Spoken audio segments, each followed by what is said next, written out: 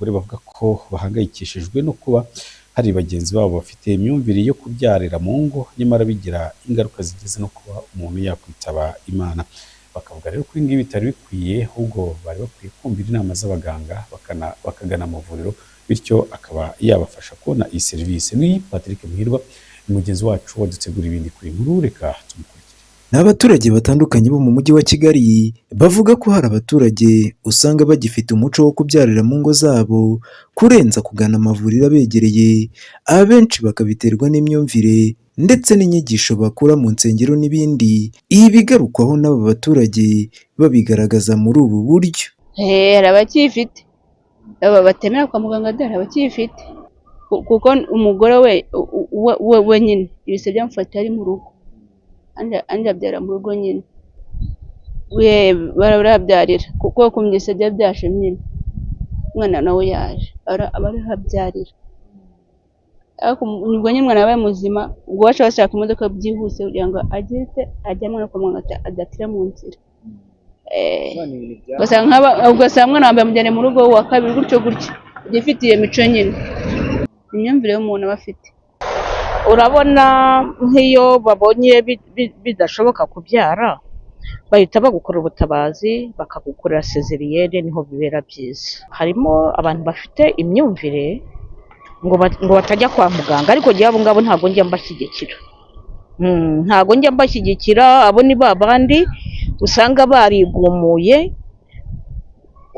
ku buyobozi, ugasanga hari ibyo badakora, hari ibyo batubahiriza. Abo ngabo ngo ntibajya babyara no kwa muganga, nibwo rero usanga bateza n'igihugu akaga. Hari n'abatwita rero ngo batajya bajya kwa muganga, nabo bigasaba ko ngo babyarira mu ngo, ariko abo nabo uzajya usanga bahura n'ibibazo. Urugero, usibye yuko atari hafi aha ngaha, hari uwo numvise ngo wanze kujya kwa muganga, mbega yari umudivantiste, ariko nyuma aza kongera gukora irindi dini paka apfuye, paka agwa mu rugo. Uku kubyarira mu rugo batagiye kwa muganga cyangwa mu kigo nderabuzima runaka, aba baturage bakagaragaza ko biteza ingaruka zikomeye zigeza no ku rupfu hagati y'ababyeyi n'abana. Agiye kuko icyo gihe ajya umwana ashobora kuvuka atuzuye, cyangwa akavukana ibindi bibazo. Ubwo rero iyo umuntu yihutiye kwa muganga biba byiza, ashobora kuvuka atuzuye. N'igihe nyine umwana ashaka kuvuka, wenda biterwa n'igihe umudamu wenda kumva hari igihe yatinda kujya kwa muganga, yaba yatinda kujya kwa muganga nyine bikamuha akatabyarira mu rugo, ntabwo ari byiza. Biba byiza bijya kwa muganga. Niyo ujya ukumva umuntu aguye mu rugo, cyangwa se bakajya kumujyana umwana yamaze gupfira mu nda. Ushobora kubyarira mu rugo akaba yapfira, cyangwa umwana yabyaye akahaburira ubuzima. Nk'ababyara bakiri batoya bashobora kurwara indwara bita fistule, niyo nyine nka bano bana batwara inda bakiri batoya bategereje igihe cy'ubukure.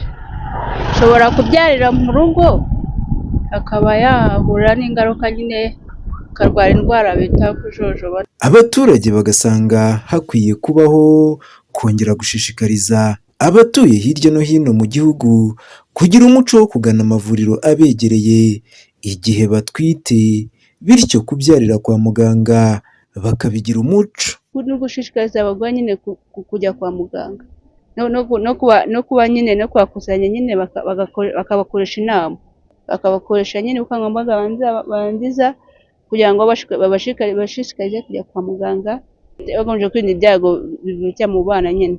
Umuntu aba akwiye gushishikariza abo bantu yuko bakwiye kujya bajya kwa muganga, bagakuraho iyo myumvire, kuko imyumvire bafite ntabwo ari imyumvire myiza, nta nubwo ari imyumvire mizima. Turi mu gihugu cyiza kituyobora neza, cyashyizeho abaganga kandi gishyiraho, kandi nta buyobozi budaturuka ku Mana. Ibyo rero baba bavuga yuko badakwiye kujya kwa muganga, baba babona ko kujya kwa muganga ari ubuyobe. Iyo ni imyumvire mibi. Leta ikwiye kubishishikariza abaturage bayo. Inzego z'ubuzima zivuga ko mu gukemura iki kibazo hazakomeza gushyirwa imbaraga mu gukora ubukangurambaga bukangurira ababyeyi, abakobwa ndetse n'abandi batwita kutabyarira mu rugo. Uyu ni Dr Francois Regis Kiza, umuyobozi ushinzwe ubuzima bw'umubyeyi n'umwana mu kigo cy'igihugu gishinzwe ubuzima RBC. Ni ikintu twavuga cyo kwishimira ugereranije n'ahandi cyangwa se n'ibindi bipimo biba mu bindi bihugu. Iyo urebye ababyeyi bacu ko hafi ya bose n'undi baba baragiye bakurikiranirwa kwa muganga mu gihe batwite, bagera igihe cyo kubyara bamaze kumva neza akamaro ko kubyarira kwa muganga. Ubukangurambaga bukorwa kandi ubona kimaze gushinga imizi, ariko bitaba bivuze ko tugomba kurekeraho, dukomeza gushyira imbaraga cyane mu kwigisha ababyeyi mu gihe batwite. Iyo urebye n'abo bake bitwa ko babyariye mu rugo, abenshi hari ababyara kubera wenda ibise byihuse batari babyiteguye, ariko ubona ko n'ububyariye mu rugo icyo gihe ahita umujyanama w'ubuzima amwitaho, akamuha imiti yo kumurinda kuba yava nyuma yo kubyara, akanamuherekeza kwa muganga kugira ngo yitabweho ndetse n'umwana yitabweho. Zimwe mu mbogamizi ziba zihari ni ugukomeza gukangurira ababyeyi kwitegura.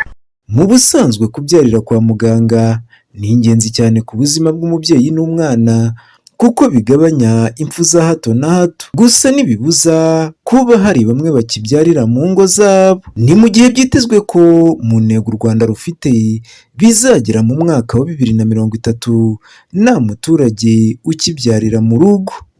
Ngende Louis Patrick Muhirwa, ATV mu mujyi wa Kigali. Arakoze cyane Louis Patrick Muhirwa umaze kutugezaho iyo nkuru. Turakira mu makuru ya ATV hano mu Rwanda. Kuboneza